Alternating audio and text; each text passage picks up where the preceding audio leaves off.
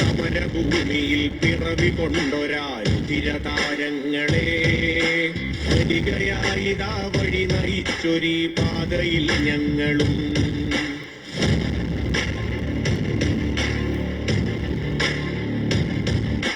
സമരഭൂമിയിൽ പിറവി കൊണ്ടൊരാരുതിരതാരങ്ങളെ വരികയായിതാ വഴി നയിച്ചൊരീ പാതയിൽ ഞങ്ങളും.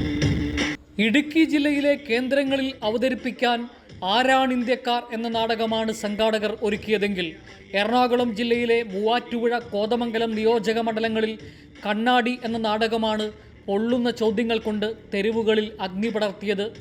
പൗരത്വ ഭേദഗതി നിയമത്തിൻ്റെ പേരിൽ അന്യവത്കരിക്കപ്പെടുന്ന ജനവിഭാഗത്തിൻ്റെ ജീവിത സംഘർഷങ്ങൾ മുമ്പോട്ട് വയ്ക്കുന്ന നാടകമാണ് ആരാണിന്ത്യക്കാർ. രാജ്യത്തെ ആനുകാലിക രാഷ്ട്രീയ സംഭവങ്ങളെ ഉൾപ്പെടുത്തിയുള്ള നാടകമാണ് കണ്ണാടി. വർഗീയ കലാപങ്ങൾക്ക് വളമിടുകയാണ് ഇന്ത്യൻ ഭരണാധികാരികൾ. നിരന്തരം വേട്ടയാടപ്പെടുന്നവന്റെ വേദന, ആൾക്കൂട്ടത്തിന് നടുവിൽ മാനഭംഗത്തിനിരയാകുന്ന സ്ത്രീകളുടെ അവസ്ഥ, സ്ത്രീത്വം പിച്ചിച്ചിന്തപ്പെടുന്ന കാടത്തം, കുടിയിറക്കപ്പെടുന്നവന്റെ നിസ്സഹായത, ജീവിതം നഷ്ടപ്പെടുന്ന കർഷകനെ കണ്ടില്ലെന്നു നടിക്കുന്ന ഭരണകർത്താക്കൾ, ജാതിയും മതവും പറഞ്ഞുള്ള വേർതിരിവുകൾ, പീഡനങ്ങൾ,